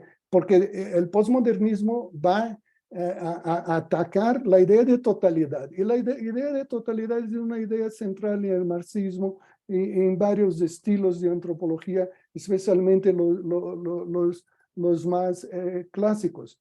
Entonces, ¿por qué ya no se hace libros así? ¿Será que tiene que ver con ese impacto de la antropología o de una hiperespecialización que la antropología conoció a partir de los años 90? Porque hoy en día hay 500 tipos diferentes de antropología. Antes tú hablabas de antropología económica, era una cosa. Hoy antropología económica ya tiene 10.000 subdivisiones disciplinarias que podrías decir que es algún tipo de antropología económica. Y entonces, ¿por qué no se hace ahora? Yo creo que por un lado, porque dejamos de estudiar antropología, sí, con una visión global, con una visión total, preocupada con los problemas de la humanidad, ¿no? Que es obviamente una noción muy complicada, y también que puede ser que nos falte, y a muchos otros colegas, la erudición necesaria para lanzarse a un proyecto intelectual así, que claro que lleva décadas para poder hacerlo. Yo veo que así dejamos este espacio vacío que podría estar siendo llenado por los antropólogos, lo dejamos para los historiadores. Por ejemplo, ese Yuval Noah Harari, que es una especie de mega estrella global del mundo intelectual y que habla de cualquier cosa y sus libros están llenos de errores, pero él va y los hace, ¿no?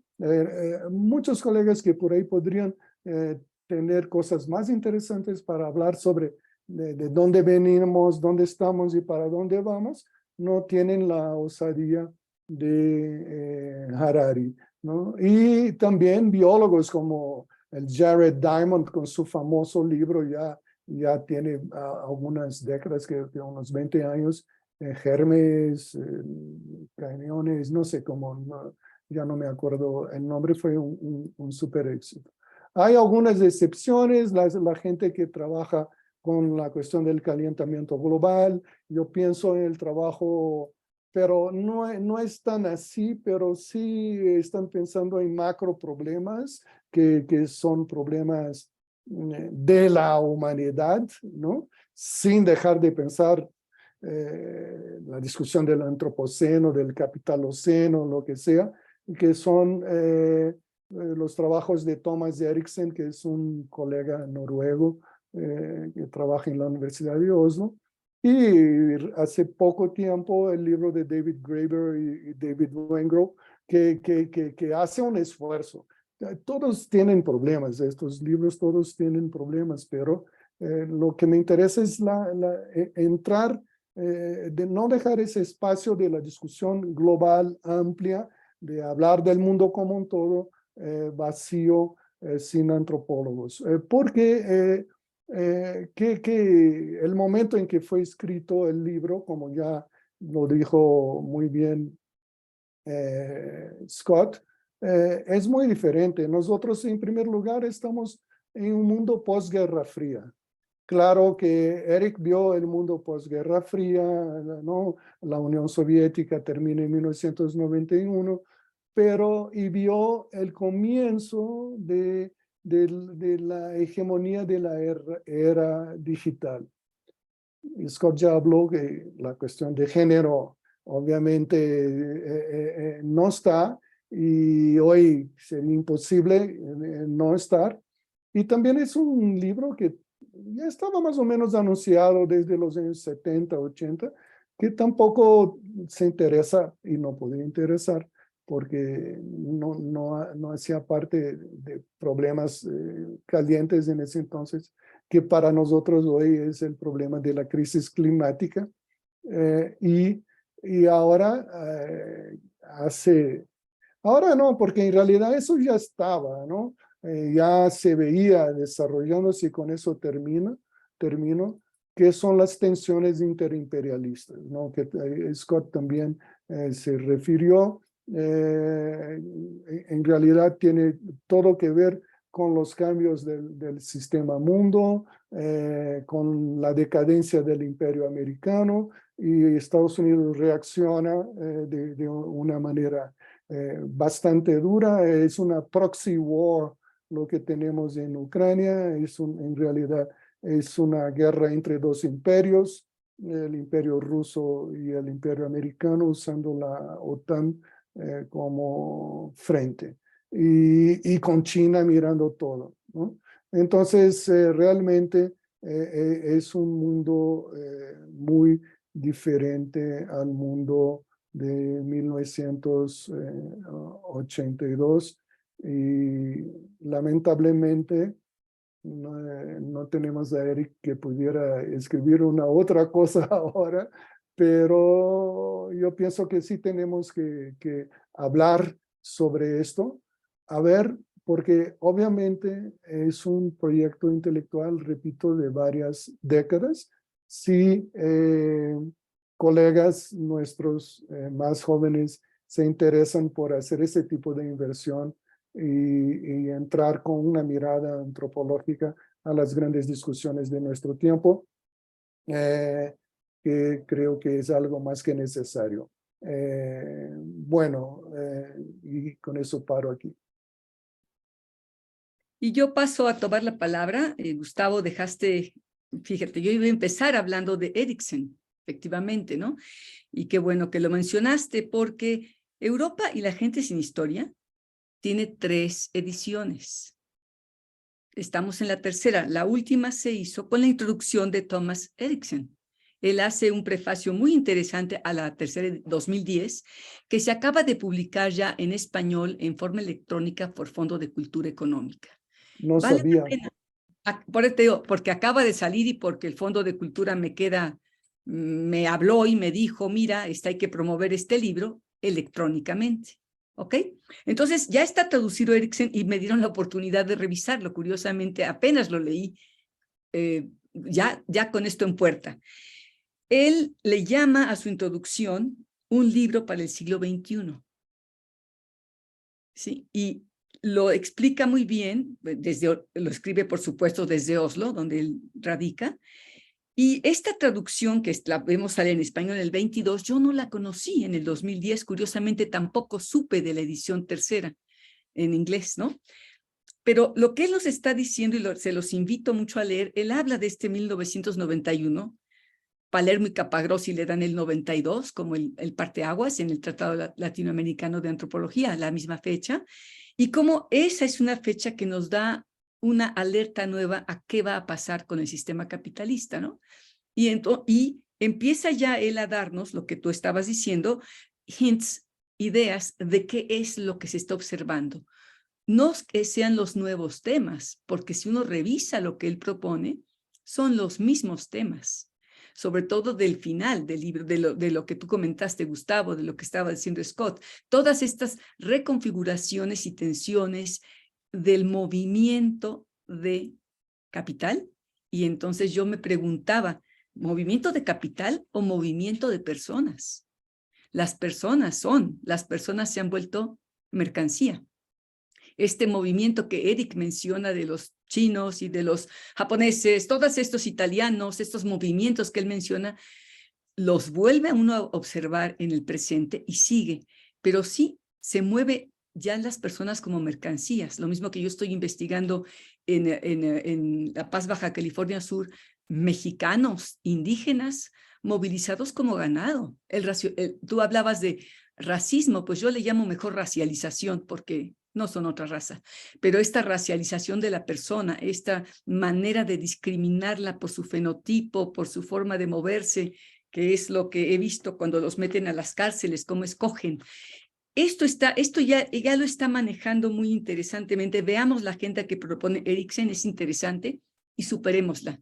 Y está lo que se trabaja en antropología, en el tratado se trató de incorporar gente que trabaja, tú mismo, Gustavo, trabajas el tema de lo digital, ¿no? Los nuevos agentes, y nuevos en el sentido de tecnologías nuevas. Pero lo importante es cómo están afectando estas tecnologías al tejido social. Si queremos seguir con las preguntas de Eric, porque no vamos a replicar la obra, pero sí podemos ir, como retomó Scott, ¿dónde están los espacios vacíos y que nos invitan a poner el foco tal vez en otro lugar? Para mí fue pensar al hombre ya como mercancía. Así se está tratando mucho a la gente. Eric todavía lo defiende. ¿Por qué? Porque los antropólogos no lo podemos decir, pero en la estructura sí lo son. Y lo que son igual, género, las mujeres todavía más, ¿no? Scott nos voló lo de género, que es muy importante, pero acuérdense que él mismo fomentó la investigación feminista de Reina Rapp. ¿Se acuerdan de sus alumnas, verdad? De Michelle Rosaldo, que tenía otro nombre. Ese grupo que se gesta como feministas con todo en contra, Eric las defendió mucho en el New School of Social Research. Entonces, creo que no se mete en todo porque él no puede con todo, pero sí promueve que haya crítica a su trabajo. Y yo quisiera simplemente mostrar lo que estás diciendo. Sí, es un desencanto. Mira, yo ya me harté del sincronismo de la investigación actual, de la falta de curiosidad de ver que estamos viendo procesos, de tratar de imbuir en CIESAS un libro obligatorio en el posgrado es Europa y la gente sin historia. Es el libro que damos cuando nos dejan, a Brígida von Metz y a otros, a Jesús Rubalcaba, cuando nos dejan participar en el examen de admisión, es lo que queremos que lean los futuros antropólogos, que se ubiquen en un proceso de largo aliento, que no vean lo que sí nos molesta mucho también, este posmodernismo, en donde la narrativa se vuelve el centro del análisis. La narrativa de 3 personas, suficiente para una gran tesis. Es muy cansado para nuestra formación, ¿no, Gustavo? Me imagino las que pasas ahora como con tus estudiantes de la UAM. Y esta mismidad que han adoptado los estudiantes, ¿no? Este individualismo, lo que yo digo tiene valor. Mi experiencia de vida es en sí, ¿cómo hacemos otredad? Eso lo comparto contigo y lo estamos discutiendo mucho en la línea de docencia. Yo de verdad, este año dije, yo ya no participo en la docencia porque puedo terminar siendo acusada de maltrato estudiantil, porque sí me cansa mucho la mismidad en la reflexión de muchos de los estudiantes que están entrando al CIESAS. No todos los estudiantes, ¿verdad? Pero una tendencia muy grande a ese individualismo, que tal vez también es culpa nuestra, el estar jugando en esos juegos de poder del Sistema Nacional de Investigadores, el reconocimiento, los premios, se dan a individuos, no se dan a los colectivos. Y si Eric pudo escribir ese libro, es porque tuvo junto a él cerca de 40 estudiantes en diferentes momentos trabajando de todo el mundo. Acuérdense que CUNY recibía de todo el mundo. Como Scott mencionaba, un Ashraf Ghani andaba por ahí también, pero andábamos de todo el mundo y ahí, tú mismo lo has dicho, Gustavo, se vuelve el inglés la lengua franca para entender el sur-sur, ¿verdad? Porque ahí estábamos, ¿no? Entre Nueva York, Baltimore, ellos querían poner a platicar a las diferentes antropologías en su centro. Lo que quiero comentar es que esto es una cosa que también es molesta, porque sí trabajábamos en equipo. Yo sé que trabajé con Scott, aunque siendo su esposa en ese momento, pero discutíamos con mucho más colegas. Nos invitaban a hacer trabajo de campo colectivo.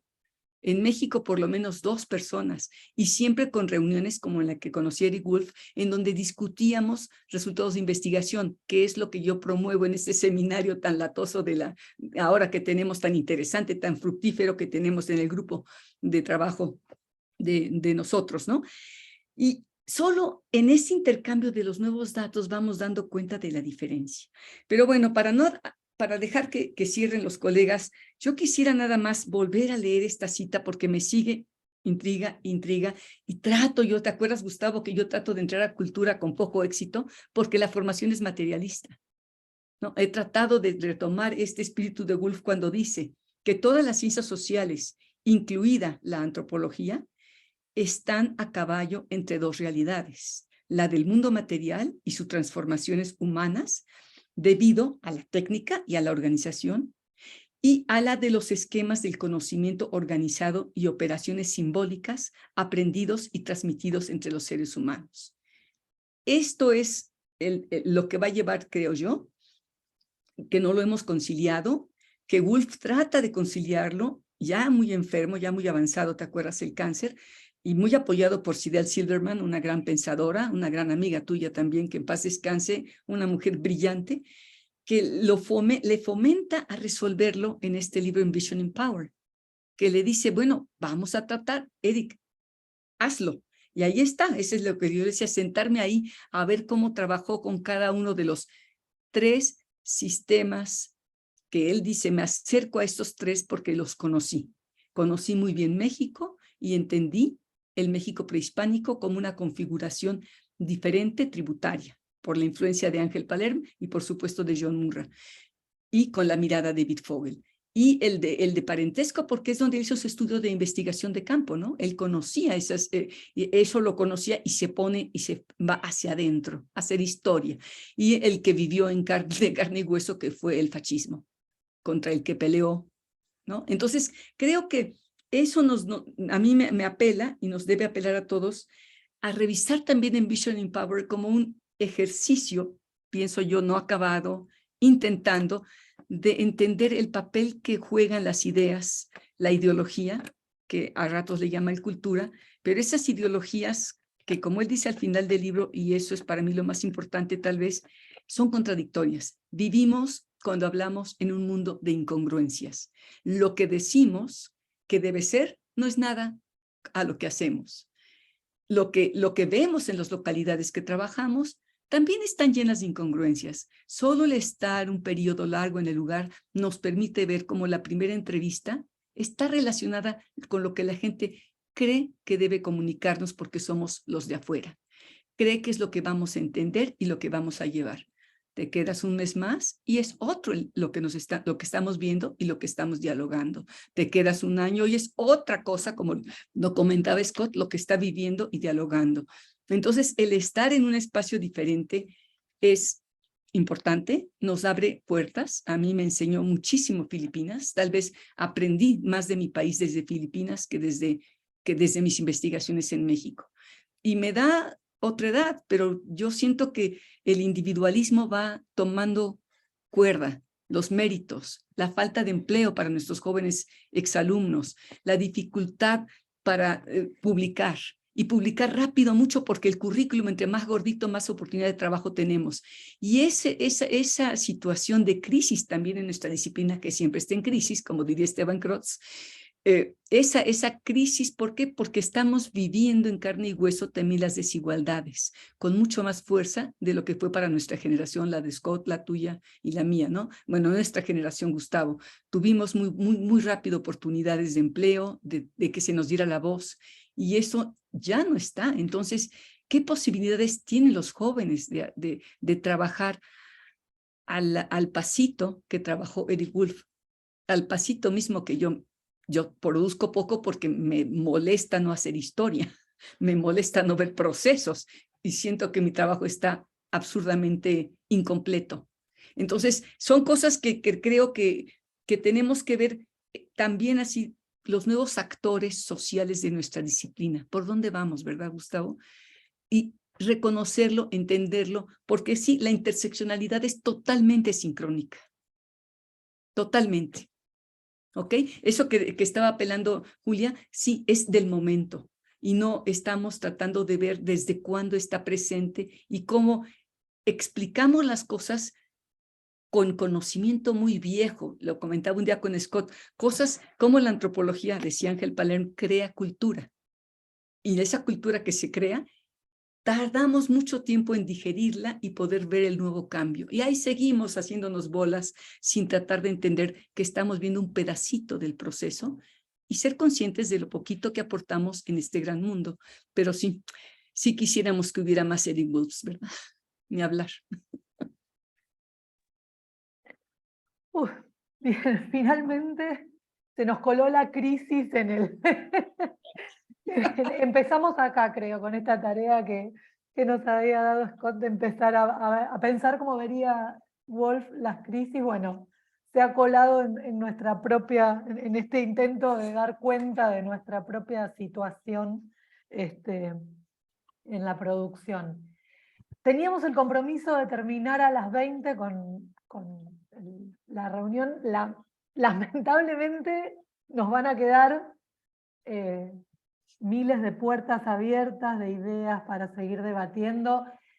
Llama, me parece, un seminario.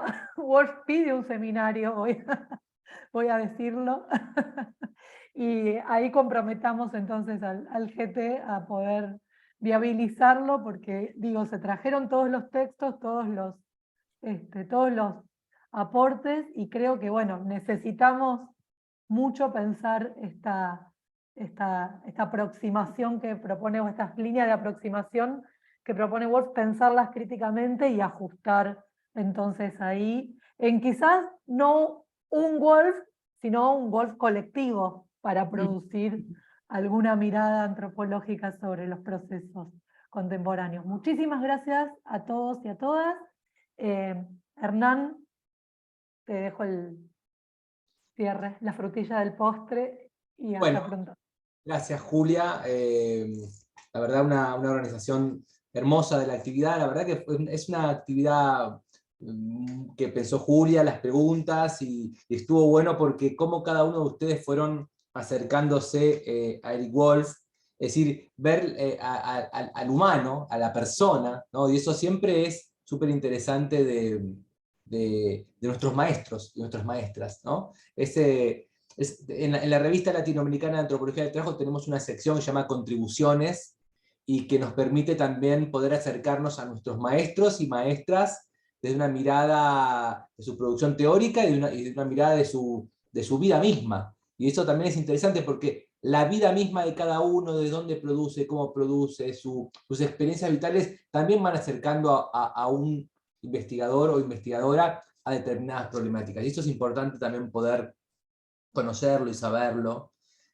Prontamente ahora va a salir en la revista latinoamericana de Antropología del Trabajo una entrevista a Pati Torres, que la titulamos una de las primeras mujeres en hacer trabajos de campo en fábricas, que también es muy interesante. Y bueno, y también retomar lo que planteaban Patricia Torres: la investigación, la producción de conocimiento es colectiva, y en ese sentido, en este espacio que es la Red Latinoamericana de Antropólogos y Antropólogas del Trabajo, estamos convencidos y bueno, invitamos a cualquiera que quiera sumarse, a poder sumarse a los seminarios internos, a poder pensar presentaciones de libro, discusiones de libro, y vernos el año que viene, insisto, que es la RAM, la Reunión de Antropología del Mercosur, y quizás el año que viene poder seguir con Wolf en un libro también que es muy sugerente, que es Después de Europa, y que este libro me lo regaló, acá dice Pati Torres, me lo regaló ella cuando estuvimos en México, así que también es un gran aporte para seguir pensando Wolf, y retomo la propuesta de Julia de poder hacer un seminario de Wolf. Así que bueno, felicidades, agradecimiento, y nos vamos muy contentos de haber discutido y nos estamos viendo prontamente. Gracias. Hasta luego, gracias a ustedes. Gracias por dejarme ver a mis amigos, Scott Ya. y Gustavo. Sí, ¿verdad, no? Sí, qué Que estén gusto. bien. Buen fin de semana. Hasta luego, sí. Chao. Chao, Marita. No nos queremos ir. Sí, ¿verdad? Nos corten Adiós. Están más británicos que los británicos. Es que es el espacio.